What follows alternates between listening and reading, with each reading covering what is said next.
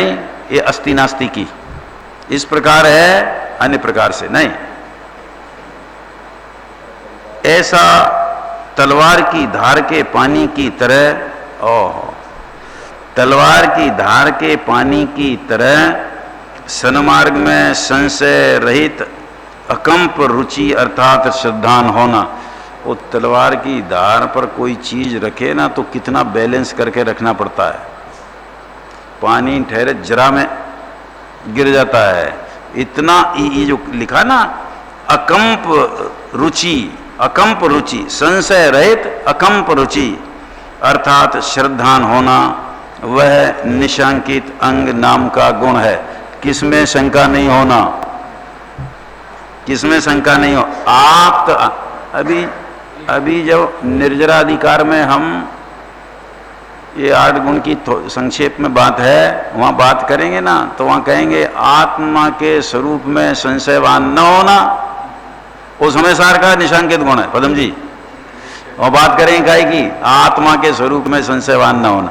यहाँ कहते हैं कि सम्यक दर्शन के जो विषय है आप्त आगम गुरु, इनके विषय में संशय नहीं होना, ये व्यवहार सम्यक दर्शन। देखो वह निशंकित अंग नाम का गुण है।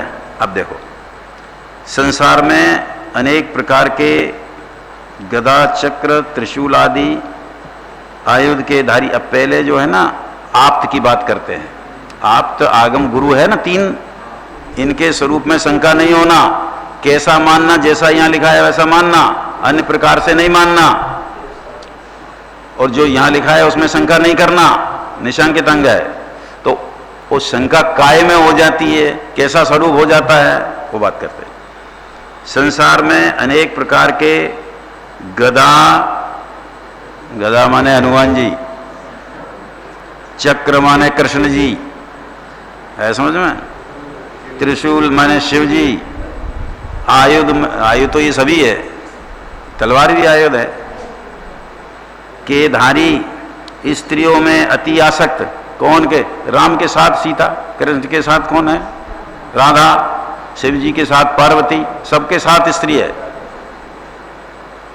स्त्रियों में अति आसक्त, क्रोधी, मानी, मायाचारी। इनके तो कथा सुनो ना, उसमें कितनी मायाचारी देव करते हैं, देव करते मायाचारी। क्रोधी, मानी, मायाचारी, लोभी, अपना शौर्य आदि कर्तव्य दिखाने के इच्छुक को देव कहा जाता है। ये है देव, सब विपरीत। हाँ, हिंसा, काम, क्रोध आदि में धर्म बताने वाले शास्त्र को आगम कहा जाता है। अभी देखो महाभारत है ना, वो सारा युद्ध का वर्णन है उसमें। तो युद्ध माने क्रोध, कमल जी समझ में आया? युद्ध माने क्रोध, तो इसमें लिखा है ना 3 बातें, हिंसा, काम, क्रोध आदि। तो जब लिखा है उसमें, वो कहते हैं कि इसके बराबर तो कोई ग्रंथ नहीं है दुनिया में, ये क्रोध का ही ग्रंथ सबसे ऊंचा है। हाँ, ये तो है ही ना, सब मूल गड़बड़ है, आगम कहा जाता। अनेक और अनेक पाखंडी, लोभी, कामी, अभिमानी आदि को गुरु कहा जाता है। देखो पहले देव कहा, फिर आगम कहा, अब कहते गुरु। किंतु वे कोई सच्चे नहीं है, ना शास्त्र सच्चे हैं और ना गुरु सच्चे है।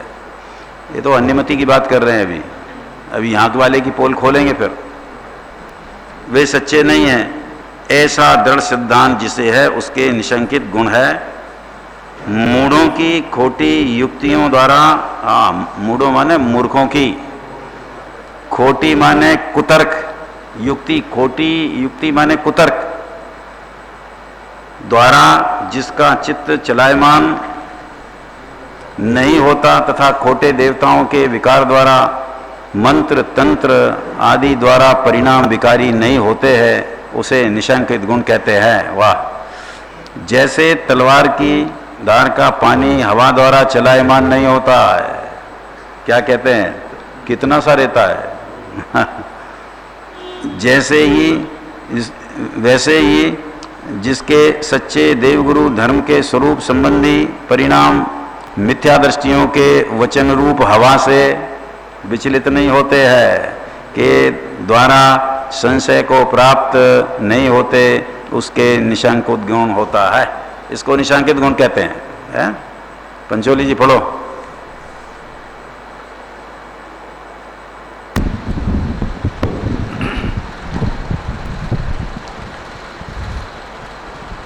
सप्त भयों के नाम व स्वरूप कहते हैं। ऊपर वाला यहाँ कुछ और भी विशेष कहते हैं। आत्म तत्व का जैसा स्वरूप निर्दोष आगम में कहा है, वैसा स्वानुभव करके जिसने अपने को आप रूप जाना है और पर पुद्गलों के संबंध को पर रूप जाना है, ऐसा सम्यक दृष्टि सप्त भय रहित होकर निशंकित गुण को प्राप्त करता है। अभी देखो, अभी तो निशांकित निशांकित कह रहे थे, अभी इसमें सप्त भय से रहित कहाँ से आ गया है? देखो कि जो जो शंका रहित होता है, निशंक शंका रहित होता है, उसके भय नहीं होते। पहले ऐसा लेना, जो शंका रहित होता है उसके भय नहीं होते हैं, और जिसके शंका रहती है वो भयभीत होता है।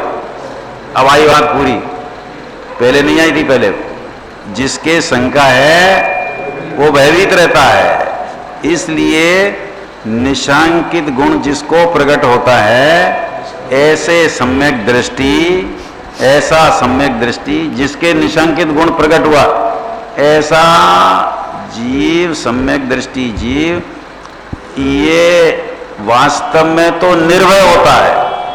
क्या कहा? निर्भय होता है। परंतु सब चरणान योग के ग्रंथों में, समय सार में भी ये लिखा जाता है कि 7 भयों से रहित होता है, 7 प्रकार के भय से रहित होता है। ये 7 प्रकार के भय क्यों लिखे? जबकि उसको कहते हैं कि कोई भय नहीं होता, निर्भय होता है। निर्भय होते हैं 7 भय, क्योंकि वो 7 भय ऐसे हैं जिनसे आपको परिचय और आप डरते हो। और आप डरते हो ना, और दूसरे बताए कि जब मुझे तो पता ही नहीं कि ऐसा भी कोई भय होता है। तो जिनसे आप भयभीत होते हो, ऐसे भयों से सम्यक दृष्टि रहित होता है। इसका नाम निर्भय है, 7 भयों से रहित है। ऐसा समझना? हाँ। सप्त भयों के नाम व स्वरूप कहते हैं। इस लोक का भय, परलोक का भय, मरण का भय। सब मैं कहाँ डरता हूँ? इस लोक का भय। अभी पाप का उदय आ जाए तो चिंतन क्या चलेगा? अरे भाई इतना तो हो गया, पर कम से कम 2 रोटी की तो व्यवस्था होना चाहिए। इतनी तो चिंता करनी पड़ेगा कि नहीं करेगा? इस लोक का, इस लोक के कहीं तीव्र साता का उदय ना जाए, कहीं बहुत व्यापार में घाटा नहीं आ जाए। होता है कि नहीं ऐसा? ये भय रहता है कि नहीं? मरने का भय, मरने का भय तो क्या अलग है। तो इस लोक संबंधी भय कितने हैं? सबसे ज्यादा इसी के है। हाँ। इस लोक का भय, परलोक का भय, मरण का भय, वेदना का भय, अनरक्षा भय, अगुप्ती भय, अकस्मात भय। अनरक्षा भय देखो, जितना बड़ा ओहदे वाला होए, मंत्री होए, वो बिल्कुल कैसा घिरा रहता है बंदूकधारियों से, है कि नहीं? दिखे नहीं वो चार में ऐसा छुप जाए कि दिखे नहीं। ऐसा क्यों? अनरक्षा का भय, कोई मार नहीं दे। हाँ। अपने परिग्रह, कुटुंब, आजीविका आदि के बिगड़ जाने का भय वह इस लोक का भय है। यह सभी संसारी जीवों को होता है। मरण माने यहाँ संसारी का अर्थ मुख्यतः मिथ्या दृष्टि है, क्योंकि सम्यक दृष्टि भी, जब सम्यक दर्शन है चौथे गुणस्थान में, तब वो है संसारी, पर वो तो 7 भयों से रहित होता है। इसलिए यहाँ संसारी का अर्थ मिथ्या दृष्टि मुख्य रूप से लेना। मरण कर परलोक में जाकर नहीं मालूम किस गति व क्षेत्र में जाऊंगा, ऐसा भय वह परलोक का भय है। ऐसा भी भय कोई महाभाग्यवान को होता है, नहीं तो यहीं खाओ पियो मौज करो, है कि इसी भाव के इसी भाव में ही जो है चिंता कर करके हाँ, कौन ने देखा है, कौन ने देखा है? वो कहा ना, जैनी थे, जैनी, तो कि भाई आलू नहीं खाना चाहिए, अभक्ष नहीं खाना चाहिए। ये क्यों नहीं खाना चाहिए? कि आलू में बहुत जीव रहते हैं। तो कहते कि किसने देखे? मैंने उसको आँख से नहीं दिखते ना, तो कहते किसने देखे? इसका अर्थ समझे क्या है? इसका अर्थ क्या है? उस पर नहीं कि तेरे ज्ञान में केवल ज्ञान की, सर्वज्ञ की तो क्या, अनंत केवल ज्ञानी और सर्वयों की सत्ता तेरे ज्ञान में निषेध हो गया। उनने देखे है, उनने देखे हैं, शास्त्र में लिखे हैं, गुरु के द्वारा जगत को बताया जाता है कि ऐसा है। तूने कहा कि किसने देखे? मने तेरे को सर्वज्ञ का विश्वास, तेरे को देवगुरु शास्त्र का विश्वास नहीं है। अब बोलो कितना जैनी है वो? हाँ, तीनों को नहीं मानता है वास्तव में, तीनों को नहीं मानता है, किसी को नहीं मानता है वास्तव में। मरण होने का बड़ा भय लगना कि मेरा नाश हो जाएगा, नहीं मालूम कितना दुख होगा, मेरा अभाव हो जाएगा, ऐसा भय वह मरण भय है। दूसरे और तीसरे में फर्क क्या है? दूसरे में वो नाश नहीं मानता है कि अगले भव में कहाँ जाऊंगा मैं, वो नाश नहीं मानता है। नाश मान ले तो फिर अगले भव की क्या ही चिंता है। हाँ, तीसरे में है ये बात। रोगादि का कष्ट आने का भय वह वेदना भय है। ये आया अब कैलाश जी क्या है? आपकी कितनी पॉलिसी है? कितनी है पॉलिसी?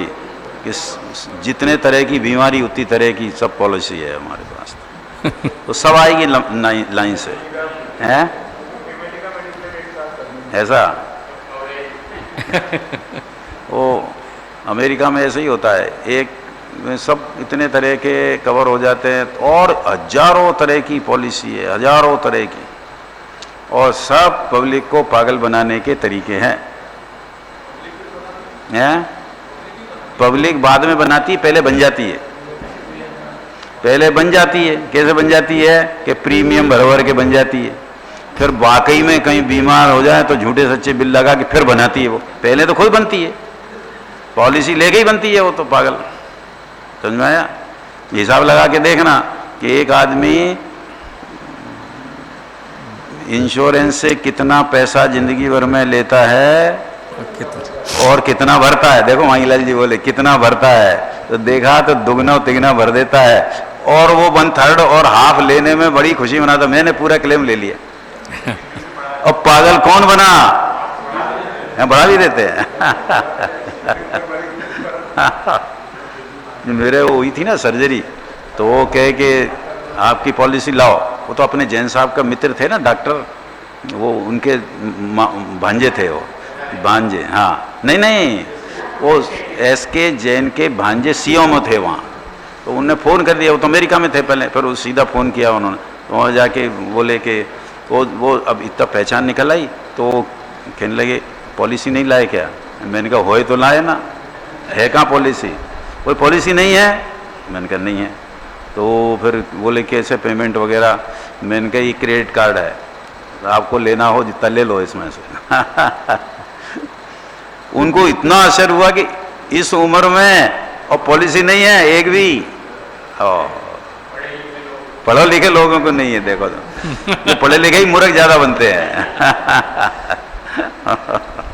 देखो, हाँ, अपना कोई रक्षक नहीं है ऐसा जानकर डरना वह अनरक्षा भय है।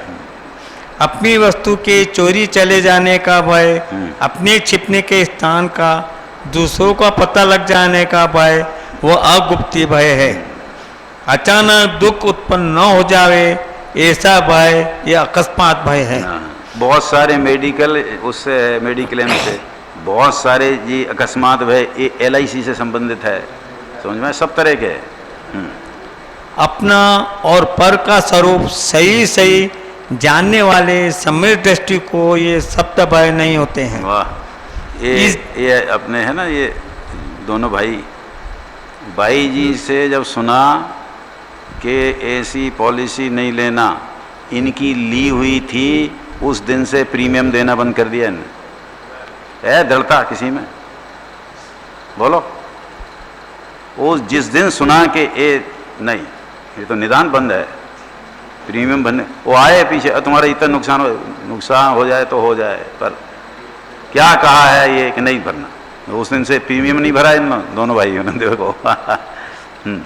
इस देह में पैर के नाखून से लगाकर मस्तक तक का जो ज्ञान है, चैतन्य है, वो हमारा धन है। ये क्या है धन हमारा? खो जाए वो मेरा धन कैसा? मेरा धन तो वो है जो कभी मेरे से अलग न हो। तो चैतन्य वो अलग हो सकता है कभी? हाँ। इस ज्ञान भाव से भिन्न एक परमाणु मात्र भी हमारा नहीं है। देह और देह के संबंधी जो स्त्री पुत्र धन धान्य राज वैभव आदि है, वे सभी मुझसे भिन्न पर द्रव्य है, संयोग से उत्पन्न हुए। मेरा इनका क्या संबंध है? मैंने ऐसा नहीं कहा कि मेरा इनका कोई संबंध नहीं, ऐसा नहीं लिखा। मेरा इनका क्या संबंध है? तुम्हारे ज्ञान में कुछ संबंध घूमते हो तो भी कि क्या संबंध है? कोई संबंध नहीं है, हाँ। संसार में ऐसे संबंध तो अनंत अनंत बार होकर छूट गए। क्या कितने माँ बाप किए, कितनी स्त्री पुत्र आदि किए, खुद स्त्री बना, पुत्री बना, बाप बना, बेटा बना, सब बना। वो क्या कहते हैं उसको, वो 3 पीढ़ी हो जाती है जब, सोने की सीढ़ी, सोने की सीढ़ी। बताओ, मूर्खाई की कोई सीमा है कि सोने की सीढ़ी है ये? माने इतने काल जिंदा रहे तो माने आयु नहीं है, आयु कर्म खत्म नहीं हुआ, तो आयु कर्म को चढ़ा ना, तू काय को चलता है सोने की सीढ़ी? पता नहीं है समझ में? आयु कर्म का एंड नहीं हुआ, इसलिए तू 3-4 पीढ़ी देख रहा है, तो सोने की सीढ़ी तू काय को चलता है? उस आयु कर्म को चढ़ा ना।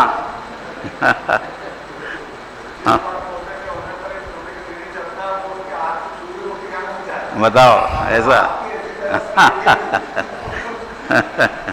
मेरा इनका क्या संबंध है? संसार में ऐसे संबंध तो अनंत अनंत बार होकर छूट गए हैं। जिनका सहयोग हुआ है उनका वियोग निश्चय से होगा ही। जो उत्पन्न हुआ है वह अवश्य विनाश को प्राप्त होगा। मैं ज्ञान स्वरूप आत्मा उत्पन्न नहीं हुआ, अतः विनाश को भी प्राप्त नहीं होगा। जो उत्पन्न नहीं हुआ है वो विनाश को कैसे प्राप्त हो सकता है? जो उत्पन्न होता है वो विनाश से रुक नहीं सकता है, क्योंकि उत्पन्न हुआ है वो। मैं ज्ञान स्वरूप आत्मा उत्पन्न नहीं हुआ, अतः विनाश को भी प्राप्त नहीं होगा। ऐसा जिसने दृढ़ निश्चय है उसको देह छूटने का और 10 प्रकार के बाह्य परिग्रह के वियोग होने का भय नहीं रहता है। इसलिए इस लोक के भय से रहित सम्यक दृष्टि जीव निसंक है।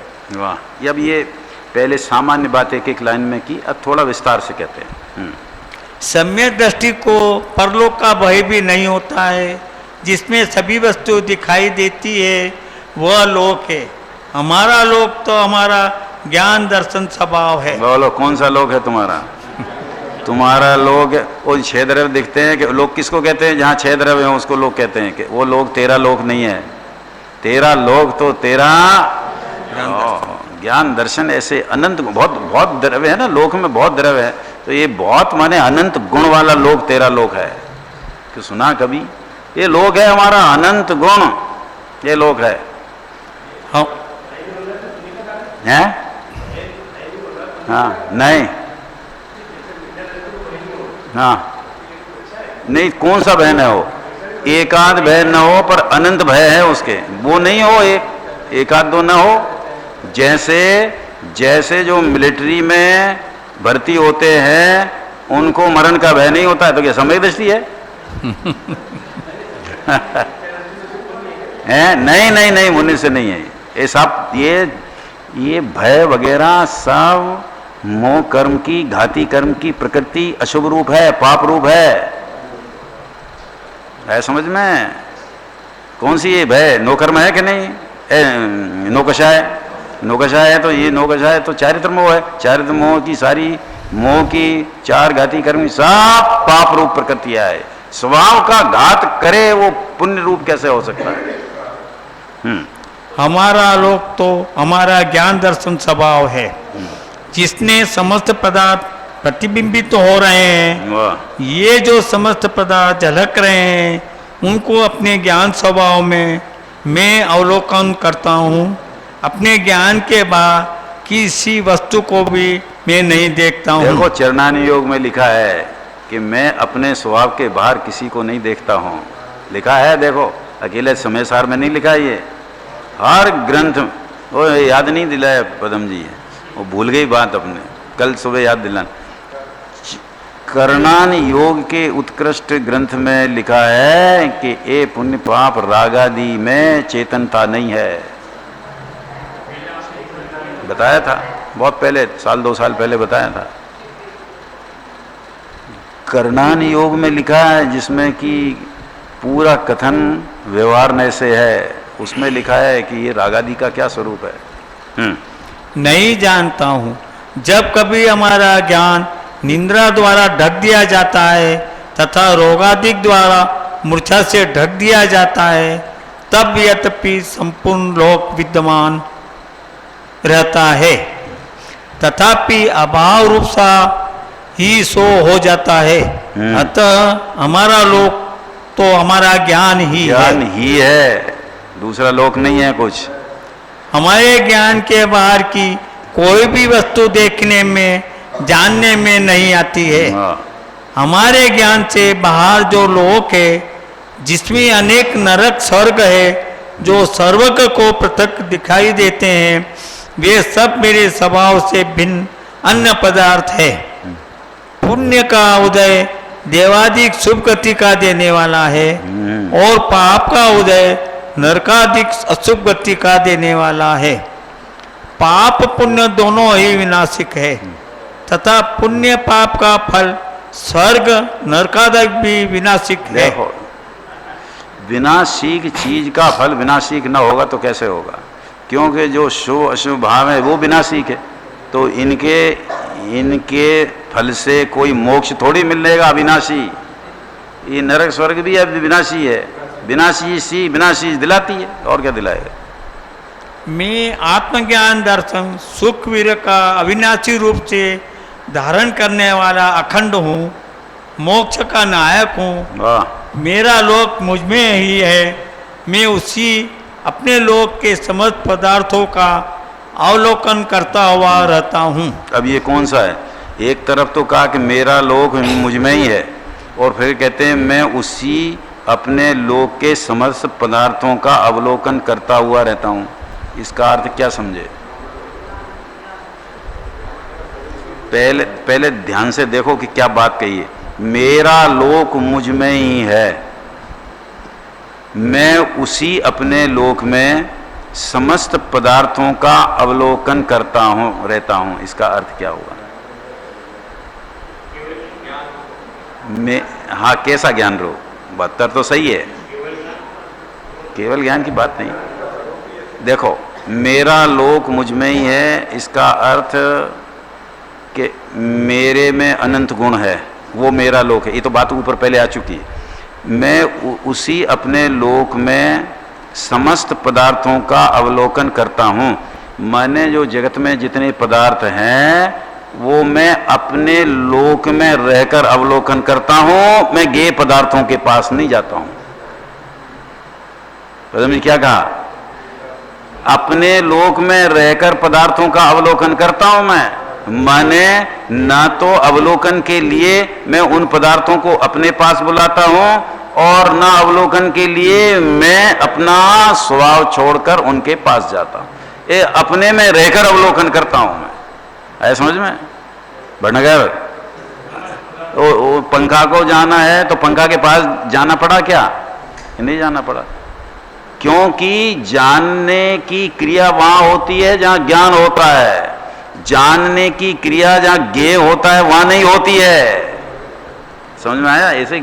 ऐसे ज्ञान का जो स्वरूप है ना, ज्ञान का स्वरूप जानने का, आत्मा का ज्ञान स्वरूप है, वो तो महत्वपूर्ण है ही जानना, ये आत्मा का ज्ञान स्वरूप है, परंतु उस ज्ञान स्वरूप से आत्मा जो जानता है उस जानने का स्वरूप कैसा है, ये अगर नहीं जाना तो आपका ज्ञान का यथार्थ स्वरूप नहीं जाना। यही जाने कि ज्ञान से ज्ञान होता है, ज्ञान से ज्ञान तीन काल में नहीं होता, क्योंकि ज्ञान तो आत्मा की स्वसत्ता में है, ये आत्मा का निरपेक्ष स्वभाव है ज्ञान।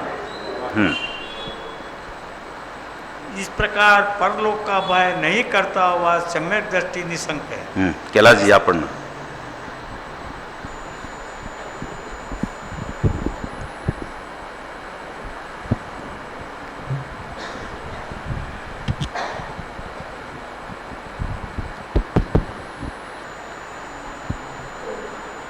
स्पर्शन, रसना, घ्राण, स्पर्शन, रसना, घ्राण, नेत्र, कर्ण, ये 5 इंद्रिया, मन, वचन, काय, ये 3 बल, आयु तथा श्वासोश्वास, ये कर्मों द्वारा रचे गए बाह्य 10 प्राण हैं। कौन से प्राण है ये? बाह्य। बाह्य का अर्थ है कर्म किसके? पुद्गल के हैं। पुद्गल 5 इंद्री पुद्गल, 3 बल पुद्गल, आयु श्वासोश्वास पुद्गल। आयु कहां से पुद्गल है? श्वासोश्वास कैसे पुद्गल है? सोचो। जो हाँ, शरीर के पे आयु कहां से शरीर का है? देखो, इसलिए वो 5 वर्गणाएं आपको याद करना पड़ेगा। पुद्गल की 5 वर्गणाएं है कि नहीं? कौन सी? आहार वर्गना और तेजस वर्गना, भाषा वर्गना, मनोवर्गना और कार्माण वर्गना। 5 वर्गनाएं है। 5 वर्गना में एक कार्माण वर्गना जो है, 5 वर्गना, ये सब पुद्गल का है। जैसे कि मनुष्य है ना, मनुष्य, तो ये 7 जाति लौकिक में कही जाती है, सब मनुष्य है। कैला जी समझ में आया?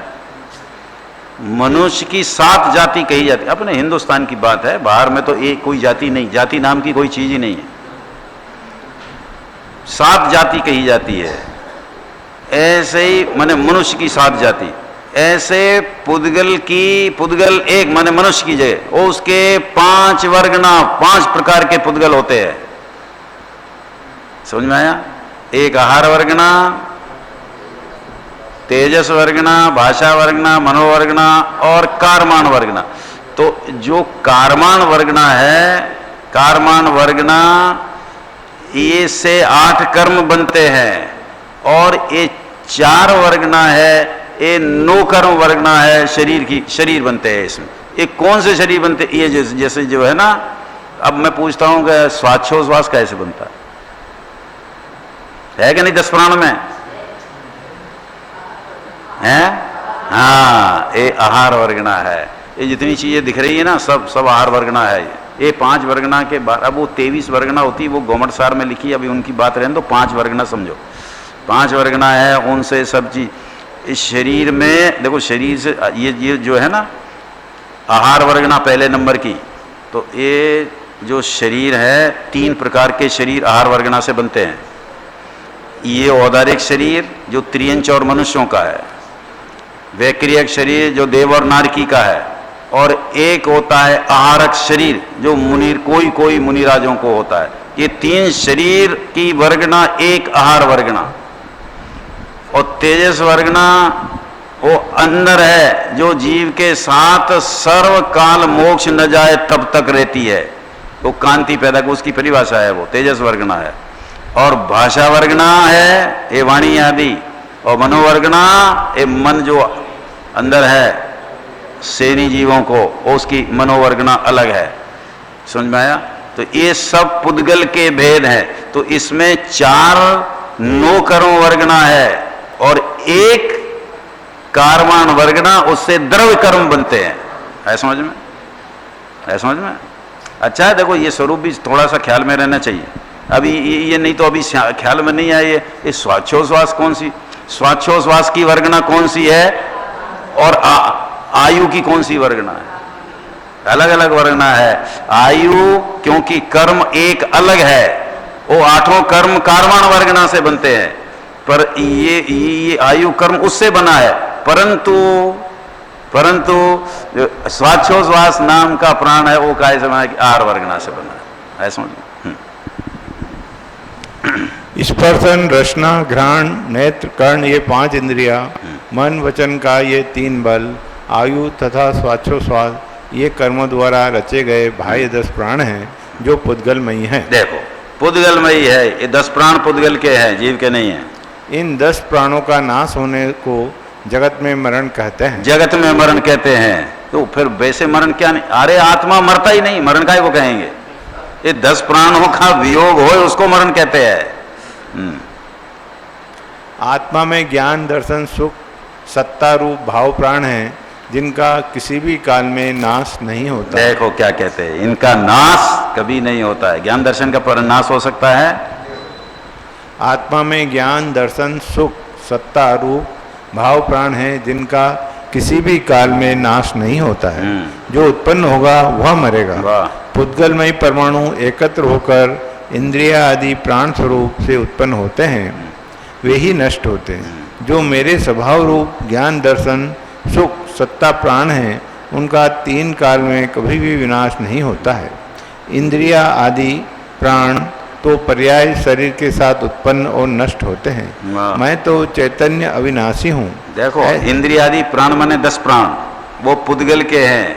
वो तो कैसे हैं? शरीर के साथ उत्पन्न होते हैं, तो शरीर पुद्गल है तो पुद्गल के प्राण उत्पन्न होते हैं और नाश हो जाते हैं। पर मेरे जो भाव प्राण है चैतन्य आदि उसका कभी नाश नहीं होता है। मैं तो चैतन्य अविनाशी हूँ, ऐसा दृढ़ निश्चय करने वाले सम्यक दृष्टि को मरण के भय की शंका नहीं होती। वेदना भय को जीतकर निशंकित हुआ जाता है। वेदना का अर्थ है जानना। मैं जानने, वेदना का अर्थ क्या बता रहे हैं? हाँ पढ़ो तो सही अभी आप। वेदना भय को जीतकर निशंकित हुआ जाता है। 7 भय में है ना वेदना भय। वो वेदना का अर्थ है जानना। मैं जानने वाला जीव हूँ और अपने एक अचल ज्ञान का ही अनुभव करता हूँ। ये देखो, ये वेदन करने, वेदना माने वेदन करना माने अनुभव करना, ऐसा। मैं वेदन स्वरूप अविनाशी हूँ। ज्ञान का अनुभव रूप वेदन शरीर में नहीं होता। ज्ञान का अनुभव रूप वेदन शरीर में नहीं होता। अजीब में ज्ञान का वेदन कैसे होगा? नहीं। शरीर वेदन करता है, शरीर में वेदन नाम का गुण ही नहीं है, ज्ञान नाम का गुण नहीं है। वेदनीय कर्म जनित सुख दुख रूप वेदन शरीर में है, परंतु वह मेरा रूप नहीं है। मोह की महिमा से अपने स्वरूप में दिखाई देता है। मैं तो इससे भिन्न ज्ञाता ही हूँ। इस प्रकार ज्ञान वेदना से देह की वेदना को भिन्न जानता हुआ सम्यक दृष्टि निशंक है। देखो क्या कहते हैं, ऊपर जो आया ना कि ये दुख सुख शरीर वेदन शरीर में है, परंतु मेरा ये शरीर मेरा रूप नहीं है। मोह की महिमा से अपने स्वरूप में दिखाई देता है। ये शरीर, शरीर का वेदन, ये मोह माने मिथ्या दर्शन और राग, इसके कारण मेरे स्वरूप में ये शरीर आदि दिखाई देते हैं। दिखाई देते हैं पर है कि नहीं है और दिखाई दे फिर मोह काय का, वो तो सम्यक दर्शन है। पर दिखाई दे और न हो इसका नाम मिथ्या दर्शन है। अनरक्षा भय भी सम्यक दृष्टि को नहीं होता है। जगत में भी सत्ता रूप वस्तु है, उसका त्रिकाल में भी नाश नहीं होता है, ऐसा मुझे दृढ़ निश्चय है। मेरा ज्ञान स्वरूप आत्मा किसी की सहायता के बिना स्वयं सत है। इसका न तो कोई रक्षा करने वाला ही है और न ही कोई नाश करने वाला है। क्यों नाश करने वाला नहीं है तो मरता नहीं है, नाश करने वाला ही नहीं है कोई। तो कि फिर उत्पन्न करने वाला होगा कि नाश ही नहीं होता तो उत्पन्न करने का कहाँ प्रश्न है? जो उत्पन्न होता है उसका नाश होता है। इसलिए जो आत्मा के स्वरूप है ना, 2 कौन कौन से? द्रव्य और पर्याय। तो अब बताओ कि जो द्रव्य है वो कब उत्पन्न होता है? नहीं होता। जो पर्याय है स्वरूप, दूसरा स्वरूप अस्थिर स्वरूप, वो उत्पन्न होता है वही नाश होता है। इसलिए द्रव्य के स्वरूप के कोई भेद नहीं है, पर्याय के दो भेद है, उत्पाद व्यय। है समझ में? देखो कितनी मार्मिक बात है प्रथम जी। पर्याय के भेद है उत्पाद व्यय, क्योंकि वो नाश स्वरूप है। पर द्रव्य के ऐसे भेद हैं, जैसे पर्याय के वैसे दो भेद है उत्पाद व्यय, ऐसे द्रव्य के है क्या? क्योंकि उत्पाद व्यय है ही नहीं उसमें, विनाश उत्पन्न होना है ही नहीं उसमें। है समझ? मेरा ज्ञान स्वरूप आत्मा किसी की सहायता के बिना स्वयं सत्य है। इसका न तो कोई रक्षा करने वाला ही है और न ही कोई नाश करने वाला है। जिसका कोई नाश करने वाला हो तो कोई उसका रक्षक भी होना चाहिए। अतः सम्यक दृष्टि अपने अविनाशी स्वरूप का अनुभव करता हुआ अनरक्षा भय रहित निशंक है। अगुप्ति भय अर्थात कपाट आदि सुरक्षा किए बिना हमारा धन नष्ट हो जाएगा। अगुप्ति भय अर्थात कपाट आदि सुरक्षा किए बिना हमारा धन नष्ट हो जाएगा, ऐसा चोर का भय भी नहीं है। वस्तु का जो निस्वरूप है वह अपने स्वरूप के भीतर ही है। अपना स्वरूप अपने से बाहर नहीं है। वो बाहर धन आदि हो, रुपया पैसा सोना चांदी हो, तो बाहर से दरवाजा लॉक वो सब रखते हैं। अतः एक ज्ञान दर्शन आदि अनंत गुण आत्मा में है, उसके लिए कितने लॉक चाहिए? हैं? एक भी नहीं। और वहाँ 1000, 2 लाख, 50,000, 10 लाख रखे हो, उसके लिए तो इतने लॉक चाहिए। तो अनंत है, उसके लिए एक भी लॉक नहीं। कदम जी फिर भी चला जाता है, और ये बिना लॉक का नहीं जाता है कुछ भी।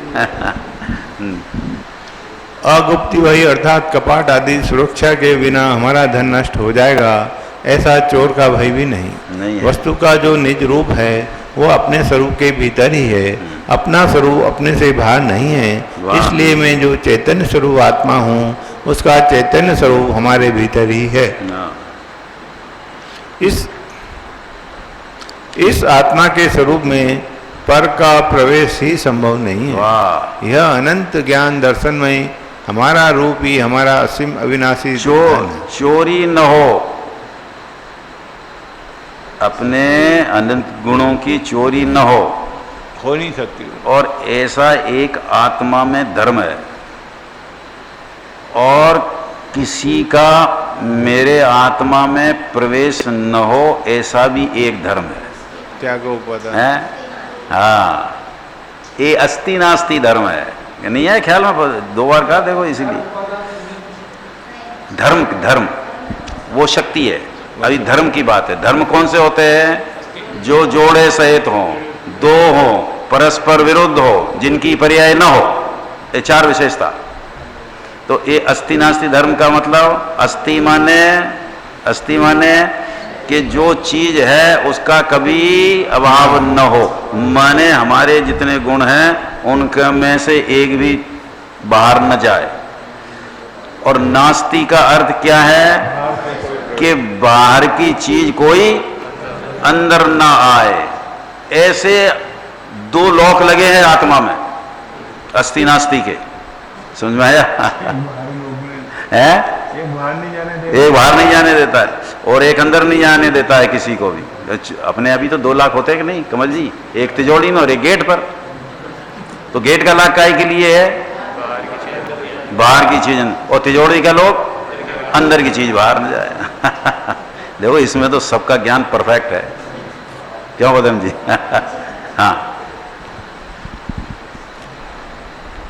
सम्यक दृष्टि को अकस्मात भय भी नहीं है। वह तो जानता है कि मेरा आत्मा तो सदाकाल शुद्ध है, ज्ञाता है, दृष्टा है, अचल है, अनादि है, अनंत है, स्वभाव से सिद्ध है, अलक्ष्य अरूपी है, चैतन्य प्रकाश रूप है। अकस्मात का समझे कि अचानक कुछ हो जाए, अचानक कुछ हो जाए, तो ऐसा आत्मा में कुछ होता नहीं। चैतन्य प्रकाश रूप है, सुख का स्थान है, इसमें अचानक कुछ भी होता नहीं है। ऐसे दृढ़ भाव सहित सम्यक दृष्टि निशंक है। जिसे सम्यक दर्शन है उसे परिणामों में सातों ही भय नहीं होते हैं। अपना सच्चा स्वरूप जाने बिना यह आत्मा सप्त भय रहित नहीं होता। हाँ, देखो के भय रहित होना क्या है? भय रहित होने की साहब, हमने तो बड़ा भारी जिसका किराया 10,000 रुपया है, ऐसा लॉकर ले ली। अब हम भय रहित है, क्या है? ये बताओ कि तुमने उसको रोकने के लिए लॉकर बढ़ा लिया, पर तुम खुद ही चले गए, रुके नहीं, तो क्या होगा?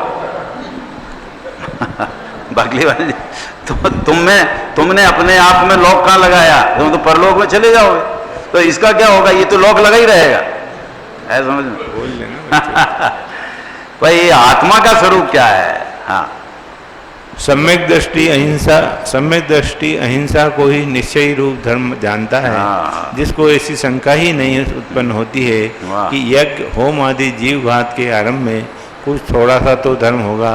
ऐसी शंका का अभाव वह निशंकित थोड़ी है। बात इसमें व्यवहार की आएगी, देखो। चलो बस,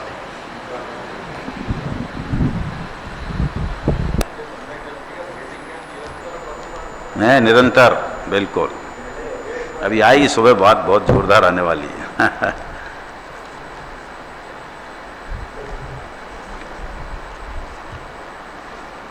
चिदानंद कई रूपाय जिनाय परमात्मने, परमात्म प्रकाशाय नित्यम सिद्धात्मने नमः। चिदानंद चिद रूप जो जिन परमात्म देव, सिद्ध रूप सुविशुद्ध जो नमो ताहि करि से। परमात्म निज वस्तु जो गुण अनंतमय शो, ताहि प्रकाशन के निने वंदु देव प्रभु।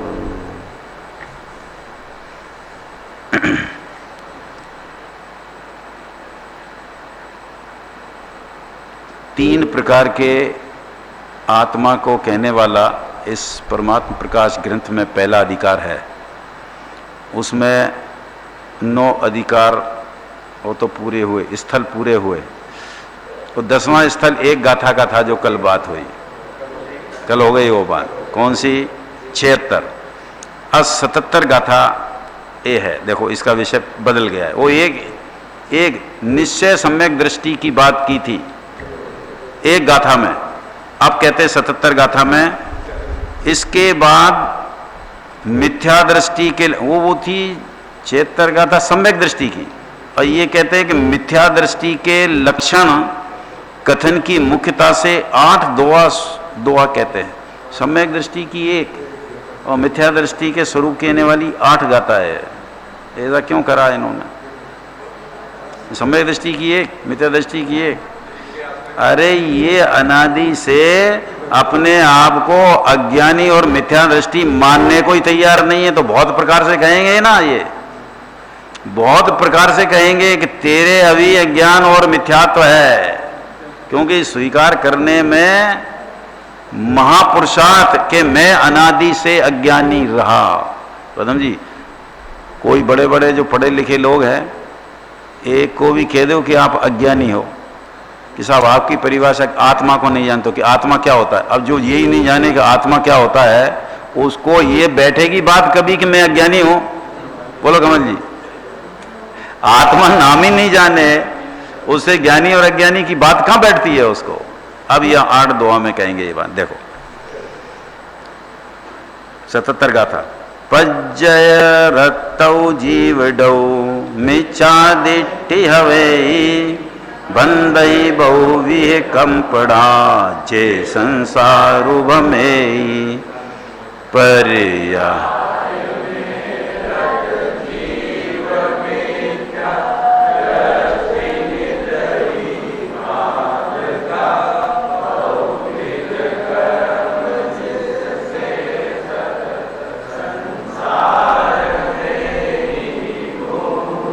बहुत सब सिंपल हिंदी में गाथा का हिंदी टीका लिखी है, इसकी दोहा लिखा है।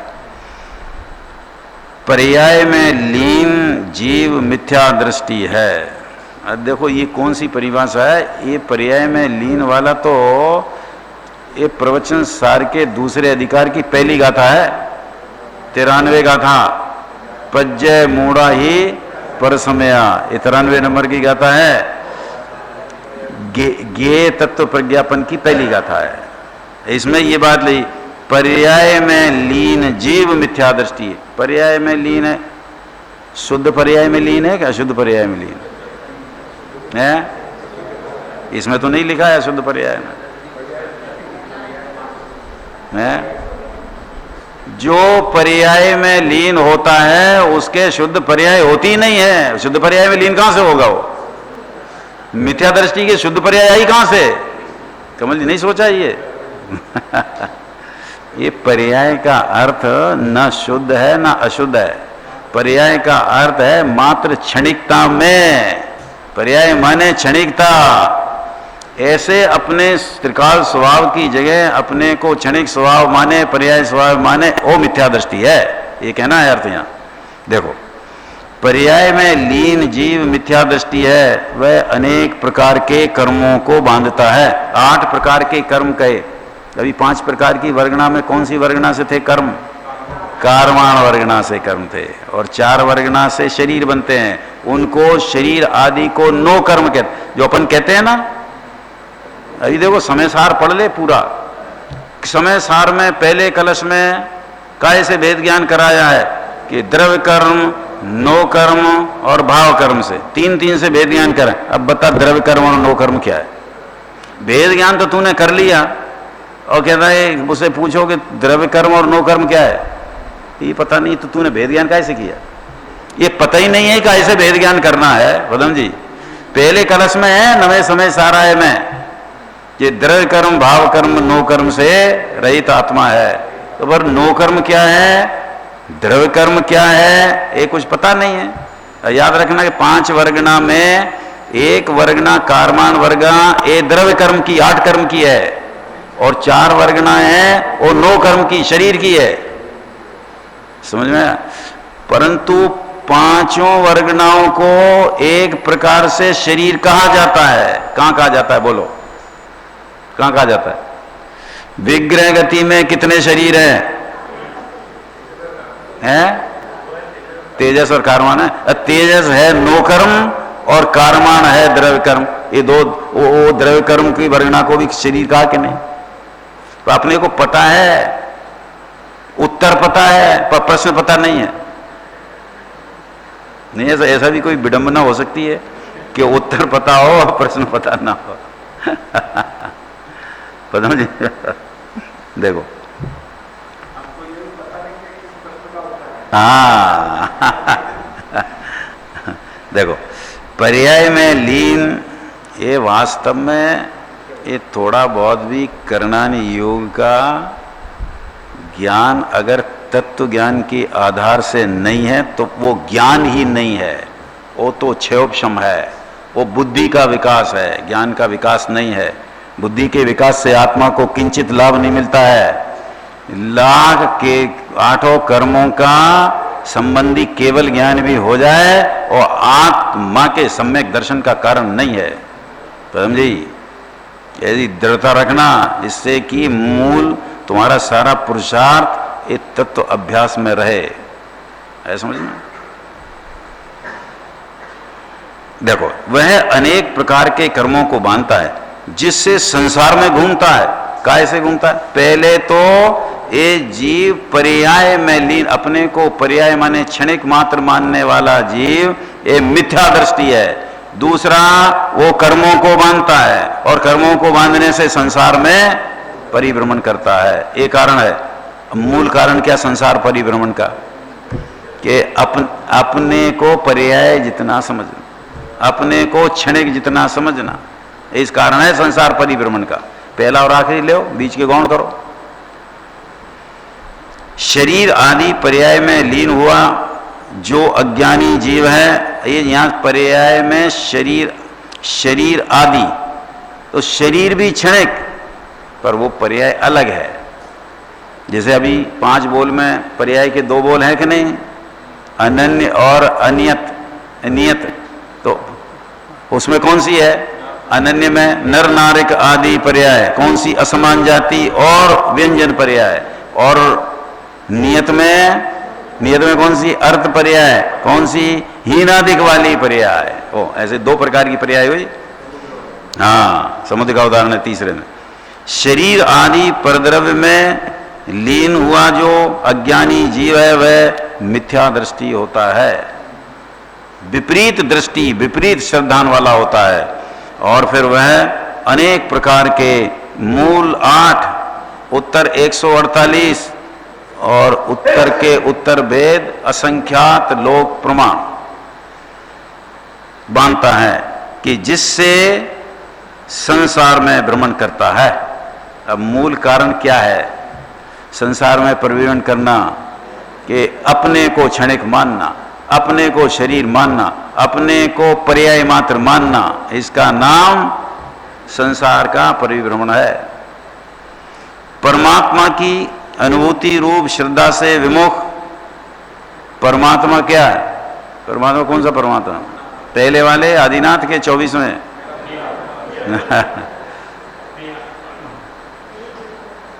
वास्तव में वो आत्मा है और पर्याय में परमात्मा है।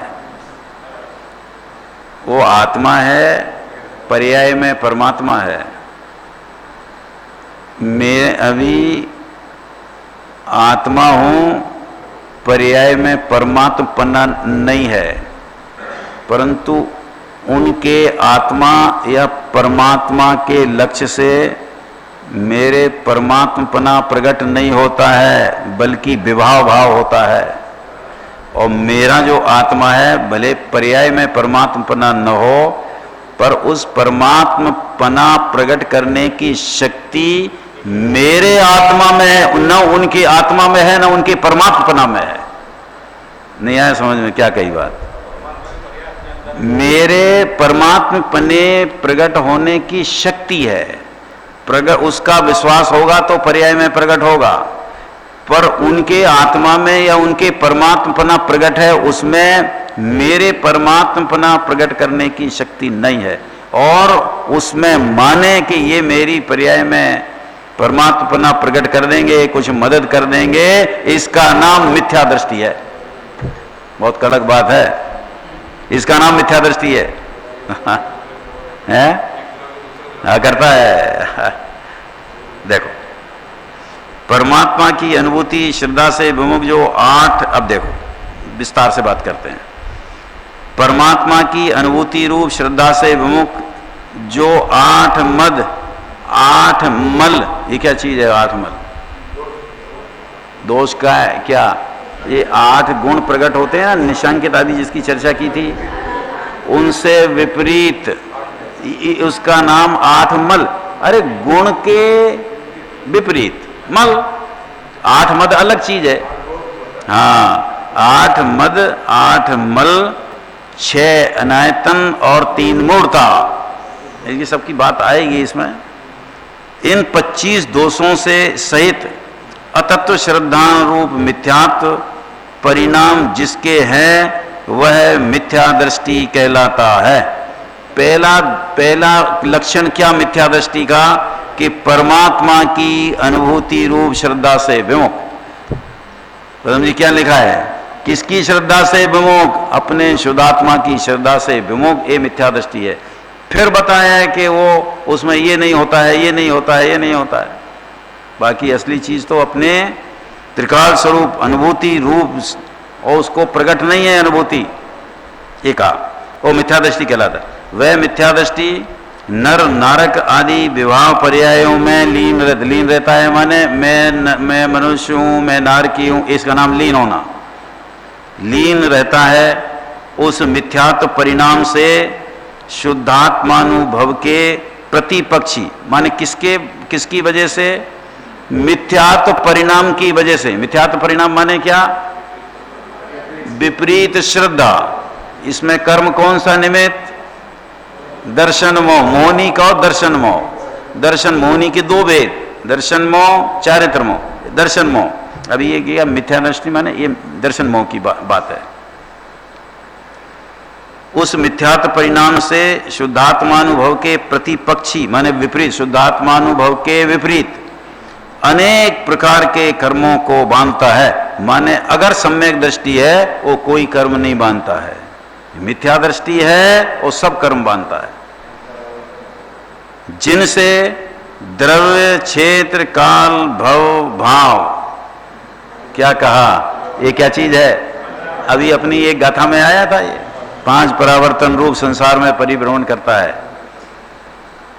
द्रव्य, क्षेत्र, काल, भव, भाव रूपी 5 प्रकार के संसार में भटकता है। अब देखना, ऐसा कोई शरीर नहीं जो इसने न धारण किया हो। ये बहुत स्थूलतम परिभाषा पंच परावर्तन की है कि कोई शरीर धारण ऐसा नहीं, जिनको देख के त्रियंचों में ऐसे शरीर वाले त्रियंच हैं जिनको आप देखो तो भाग जाते हो डर के मारे। ऐसे शरीर वाले आप अनंतवार बने हो।